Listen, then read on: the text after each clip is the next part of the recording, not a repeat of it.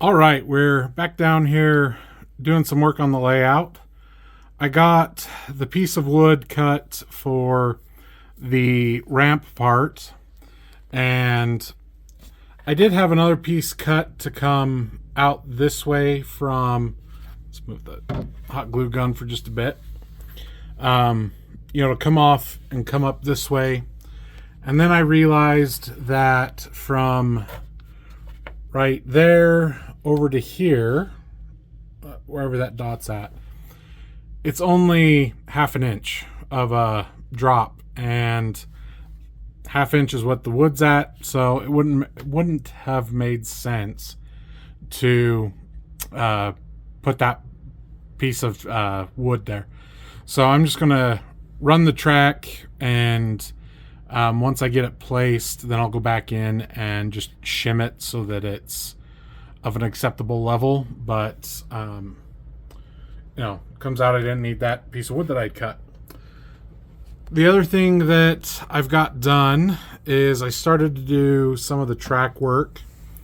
I am going to be changing from code 80, I think that's what it is for nscale.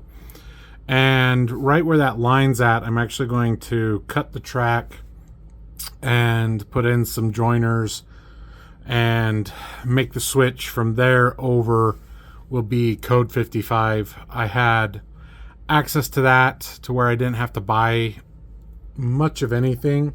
I may need to buy some joiners. I was kind of looking at that, but some of the track that I have has some on there, so I might be able to get away without. But still $40 compared to a couple of hundred is a lot better.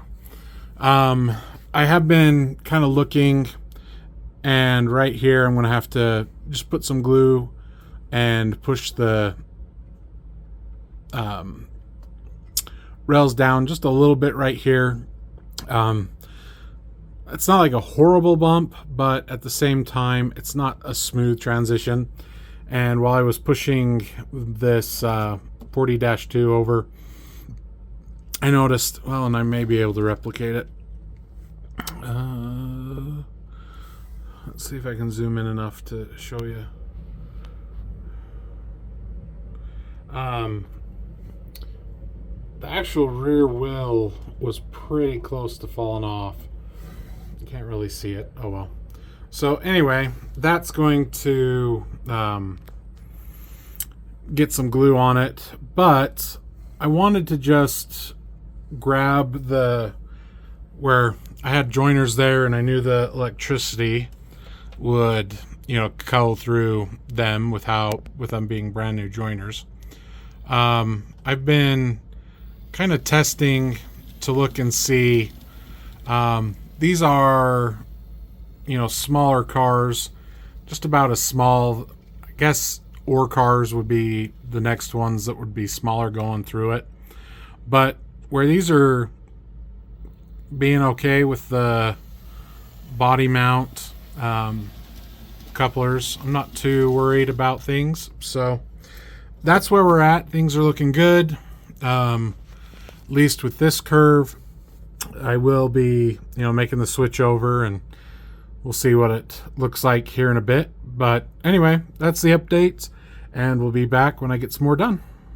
All right, not too much of an update, but just a little bit of work done.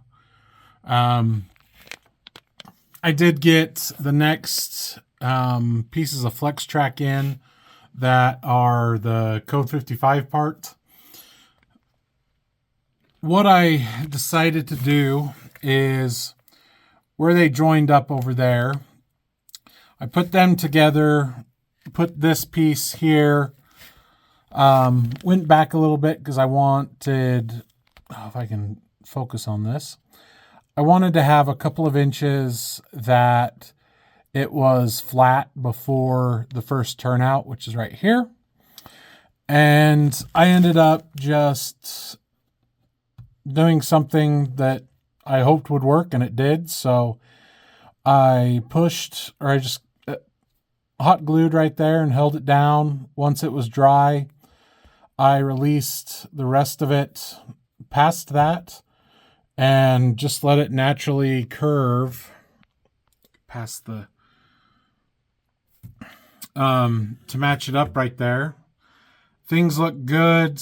Unfortunately, I can't test too much because of the joiners there. You know, they are isolating, so can't really run much. But if we can get this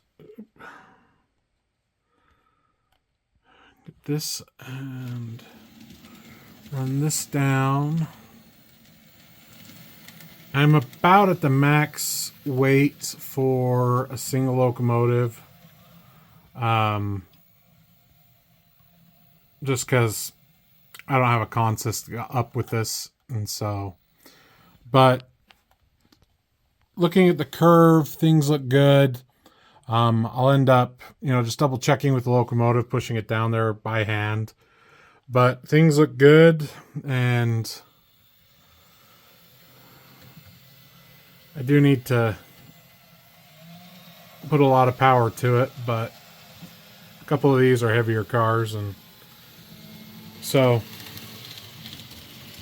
see that works out really well. I'm really happy with it. So that's where we're at, and I'm going to call it a night for tonight. I've done pretty much all I can of kind of the easy stuff.